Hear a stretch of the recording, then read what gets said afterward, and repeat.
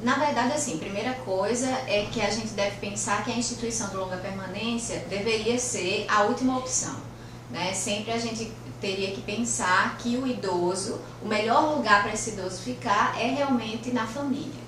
Quando isso não é possível, né, e aí existem vários fatores que vão interferir para que isso aconteça, e esse idoso necessariamente é encaminhado para uma instituição de longa permanência, em termos de ganhos, eu vejo assim, se esse idoso tem um nível de dependência alto, se ele é um idoso que ele já tem algumas dificuldades para realizar atividades da vida diária, né? Então, questões que vão organizar a sua vida, vão fazer com que ele tenha um mínimo de independência. Então, realmente a instituição de longa permanência é uma boa opção, porque lá tem profissionais que a gente pressupõe que sejam capacitados para trabalho com idoso, e ao mesmo tempo esse idoso ele teria um local que ele poderia estar se socializando também. Então, assim, a gente não deve pensar na instituição de longa permanência como um local onde há uma certa exclusão, né? Onde as pessoas que estão fora da sociedade estariam lá dentro. Não deve ser pensado dessa forma, até porque uma instituição de longa permanência ela está inserida sim na sociedade, ela tem um entorno e ela deve inclusive pensar nisso, né? De como promover essa aproximação desse idoso que está nesse local com o entorno, com a comunidade, né? Então isso deve ser uma preocupação da instituição.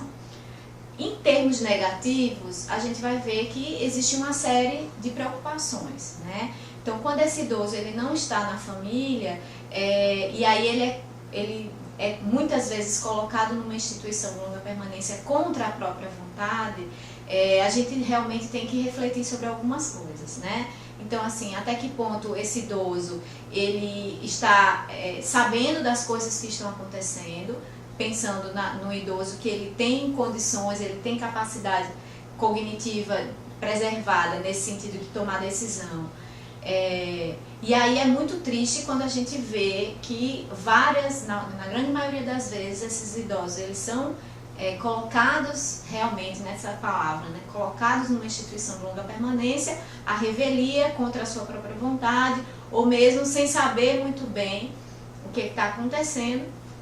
E não é raro a gente ouvir, né, quando a gente ouve as histórias dessas pessoas, de uma esperança muito grande de que a família um dia vai voltar e vai levar esse idoso de volta para o seio familiar. Então, várias histórias negativas não faltam, né?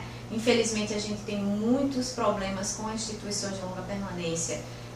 Um deles é que, no Brasil, inclusive eu ouvi uma pesquisa que nenhuma instituição de longa permanência é totalmente pública, ou seja, nenhuma instituição de longa permanência brasileira é custeada totalmente pelo poder público. Isso é um problema, realmente, porque isso implica em cobranças e no papel do conselho do idoso, em fiscalizar. Então tem algumas preocupações, muitas preocupações que a gente tem com relação às instituições de longa permanência.